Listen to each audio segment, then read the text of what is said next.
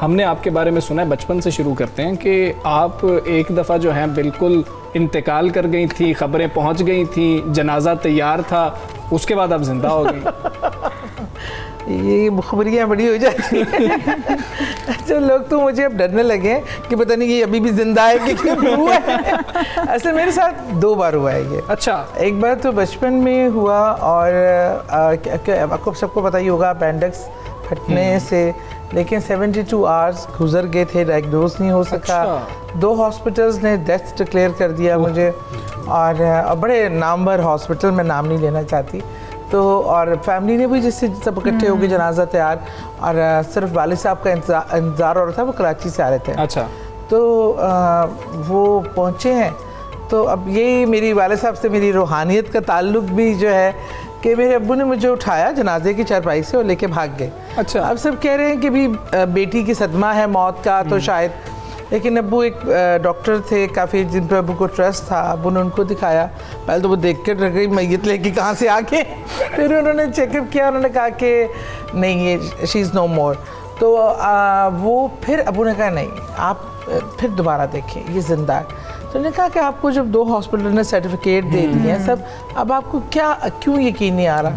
तो मेरे वालिद साहब ने कहा कि ये मेरी बेटी है, ये मरेगी ना तो मुझे यहाँ पता चलेगा। अच्छा। मुझे यकीन है कि ये जिंदा है।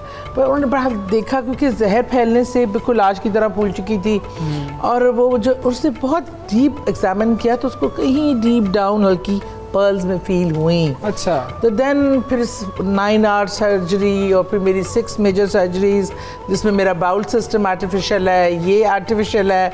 लोगों ने कहा सारी ज़िंदगी नॉर्मल नहीं गुजार सकेगी, और मैंने 10 लोगों जितना काम भी करती हूँ। बस देखिए, अल्लाह इज़ देयर, जब अल्लाह चाहता है तो सब होता है। एज तब कितनी थी जब ये वाक़या हुआ? ये वाक़या हुआ तो मैं छोटी थी, 6-7 साल की थी। और जब दूसरा मेरा वाक़या हुआ उसमें मैं सेकंड मेरी प्रेगनेंसी थी, और आई वाज हॉस्पिटलाइज, और वहाँ पे पहले तो मुझे एग्जैक्ट महसूस हुआ कि पाँव के अंगूठे से कुछ चीज़ सरकना, जो कुछ सुन रखा था। फिर वो एकदम से एक शोर की आवाज़, और शम मेरे अंदर से कोई चीज़ निकल गई। अब मंजरनामा ये हुआ कि मैं हॉस्पिटल के कमरे में थी, अब कमरे की छत से मैं खुद को देख रही हूँ कि क्या हो रहा है। अब मेरे अब्बू और मेरी सास वहाँ मौजूद थी, और वो भाग कर गए हैं डॉक्टर को बुला। ईद वाले दिन डर लग रहा है सारों को, ये क्या हो रहा है यहाँ पे। बोल ही नहीं पा रही। अच्छा, मैं देख रही हूँ, मैं कहा लो जी, मैं तो गई, मैं फारिग हूँ, मैं तो मर गई हूँ। और मेरा बेटा छोटा सा था उस टाइम, पहला वाला बेटा। तो मैं अल्लाह ताला से लड़ रही हूँ, नहीं मुझे वापस जाना है, मुझे वापस जाना है, मेरा बच्चा बहुत छोटा है, अल्लाह भी है, मैंने अभी नहीं आना, मैंने वापस जाना है। अब वो डॉक्टर पुश कर रहे हैं, देख रहे हैं, चेक कर रहे हैं, और कोई रो रही है मेरी सास, और सारा मंजरनामा मेरे सामने है। बस इतने में डॉक्टर आए इलेक्ट्रिक शॉक देने के लिए ना, तो क्योंकि जब उन्होंने पम्प वम कर लिया, कुछ नहीं हुआ, तो बस फिर मैंने इधर से जोर लगाया कि नहीं, मुझे वापस जाना है अल्लाह ताला अपने बच्चे के लिए, वो कैसे रहेगा। और जैसी शॉक लगाया, मैं कलमा पढ़ती उठ गई, डॉक्टर भी डर गया। और मेरा हार्ट जो है मेडिकली वो बंद था। और तो जब मैंने ये एक्सपीरियंस किया, अब अल्लाह ही बेहतर जानता है कि ये चीज़ें अल्लाह के राज है। लेकिन उससे एक चीज़ सीखी है कि ये ज़िंदगी बहुत टेम्परेरी है, जिसको हम बहुत समझते हैं, एक लम्हा लगता है इधर से उधर जाने में। तो मेरी ज़िंदगी से अब वो मटेरियल थिंग्स और लड़ाइयाँ, फजूल की साजिशें, वो बिल्कुल माइनस हो गया। बहन भाई भी अब जो हम पूछेंगे इनसे बाद में कि वो अब कहते हैं कि आप नॉर्मल हैं या आप अभी तक नॉर्मल नहीं हैं। तो ठीक है जी, सादिया साहिबा, आप हमें बताएं, आप वैसे बहुत हंसमुख हैं, आपका पहला दिन कैसा गुजरा? ईदी देनी नहीं पड़ी लोगों को? ईदी कुछ मिली आपको? कुछ खाना वगैरह भी पकाया पहले दिन? एक तो ये कि पहले दिन सब मेरे घर आते हैं। अच्छा। और सारा खाना मैं बनाती हूँ। क्या आप लोगों को शायद लगता होगा, लेकिन मैं देख भी पका लेती हूँ। सारे खाने अल्हम्दुलिल्लाह। एक तो कश्मीरन होने का थोड़ा सा वो भी होता है कि हम लोग खुश खुराक भी होते हैं और खिला के भी खुश होते हैं। और उसके बाद एक इसमें इस ईद का एक डिफरेंस ये है कि आई लॉस्ट माई फादर, जो मेरी पूरी कायनात थे, मेरी पूरी दुनिया थे। आज उनके बगैर ईद मुझे बहुत ही मेरे लिए डिफ़िकल्ट था टाइम। लेकिन ज़ाहिर बात है, सब बहन भाई मेरी तरफ देख रहे थे, क्योंकि मेरे वालिद साहब अपने आखिरी वक्त में भी कह गए कि मेरे बाद अब्बू ये है तुम्हारा सबका।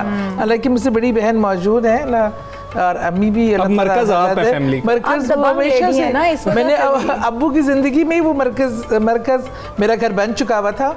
तो वो इस बार है कि इकट्ठे बैठना, अब वैसे भी इस कोविड के बाद दुनिया बदल गई है, ये मुखबरियाँ बड़ी हो जाती हैं जो लोग तो मुझे अब डरने लगे हैं कि पता नहीं कि अभी भी जिंदा है कि क्यों हुआ है। ऐसे मेरे साथ 2 बार हुआ है ये। अच्छा, एक बार तो बचपन में हुआ और आपको सबको पता ही होगा अपेंडिक्स फटने से, लेकिन 72 आवर्स गुजर गए थे, डायग्नोज नहीं हो सका। अच्छा। 2 हॉस्पिटल्स ने डेथ डिक्लेयर कर दिया मुझे, और बड़े नामवर हॉस्पिटल, में नाम नहीं लेना चाहती। तो और फैमिली ने भी जिससे सब इकट्ठे हो गए, जनाजा तैयार, और सिर्फ वालिद साहब का इंतज़ार हो रहा था, वो कराची से आ रहे थे। अच्छा, तो वो पहुँचे हैं। तो अब यही मेरी वालिद साहब से मेरी रूहानियत का ताल्लुक भी जो है कि मेरे अब्बू ने मुझे उठाया जनाजे की चारपाई से और लेके भाग गए। अच्छा। अब सब कह रहे हैं कि भी बेटी की सदमा है मौत का, तो शायद, लेकिन अब्बू एक डॉक्टर थे काफ़ी, जिन पर अब्बू को ट्रस्ट था। अब्बू ने उनको दिखाया, पहले तो वो देख कर रह गई मैयत लेके कहाँ से आके, फिर उन्होंने चेकअप किया, उन्होंने कहा कि नहीं, ये शी इज़ नो मोर।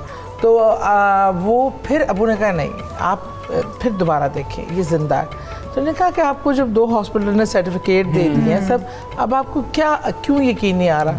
तो मेरे वालिद साहब ने कहा कि ये मेरी बेटी है, ये मरेगी ना तो मुझे यहाँ पता चलेगा। अच्छा। मुझे यकीन है कि ये जिंदा है। पर उन्होंने बड़ा देखा, क्योंकि जहर फैलने से बिल्कुल आज की तरह फूल चुकी थी, और वो जो उसने बहुत डीप एग्जामिन किया तो उसको कहीं डीप डाउन हल्की पर्ल्स में फील हुई। अच्छा। तो देन फिर 9 आवर सर्जरी, और फिर मेरी 6 मेजर सर्जरीज, जिसमें मेरा बाउल सिस्टम आर्टिफिशियल है, ये आर्टिफिशियल है। लोगों ने कहा सारी ज़िंदगी नॉर्मल नहीं गुजार सकेगी, और मैंने 10 लोगों जितना काम भी करती हूँ। बस देखिए, अल्लाह इज़ देयर, जब अल्लाह चाहता है तो सब होता है। अभी एज तब कितनी थी जब ये वाक़या हुआ? ये वाक़या हुआ तो मैं छोटी थी, 6-7 साल की थी। और जब दूसरा मेरा वाक़या हुआ उसमें मैं सेकंड मेरी प्रेगनेंसी थी, आई वाज हॉस्पिटलाइज, और वहाँ पे पहले तो मुझे एग्जैक्ट महसूस हुआ कि पाँव के अंगूठे से कुछ चीज़ सरकना जो कुछ सुन रखा था। फिर वो एकदम से एक शोर की आवाज़, और शम मेरे अंदर से कोई चीज़ निकल गई। अब मंजरनामा ये हुआ कि मैं एक हॉस्पिटल के कमरे में थी। अब कमरे की छत से मैं खुद को देख रही हूँ कि क्या हो रहा है। अब मेरे अब्बू और मेरी सास वहाँ मौजूद थी, और वो भाग कर गए हैं डॉक्टर को बुलाने। ईद वाले दिन डर लग रहा है सारों को कि ये क्या हो रहा है यहाँ पे। बोल ही नहीं पा रही। अच्छा, मैं देख रही हूँ, मैं कहा लो जी, मैं तो गई, मैं फारिग हूँ, मैं तो मर गई हूँ। और मेरा बेटा छोटा सा था उस टाइम, पहला वाला बेटा।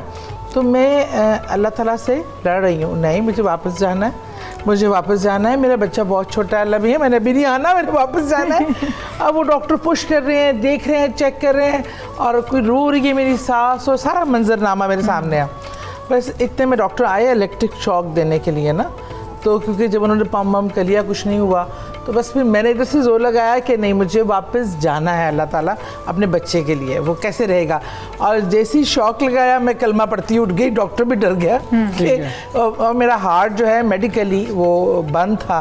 और तो जब मैंने ये एक्सपीरियंस किया, अब अल्लाह ही बेहतर जानता है कि ये चीज़ें अल्लाह के राज है। लेकिन उससे एक चीज़ सीखी है कि ये ज़िंदगी बहुत टेम्परेरी है, जिसको हम बहुत समझते हैं, एक लम्हा लगता है इधर से उधर जाने में। तो मेरी ज़िंदगी से अब वो मटेरियल थिंग्स और लड़ाइयाँ, फजूल की साजिशें, वो बिल्कुल माइनस हो गया। बहन भाई भी अब जो हम पूछेंगे इनसे बाद में कि वो अब कहते हैं कि आप नॉर्मल हैं या आप अभी तक नॉर्मल नहीं हैं।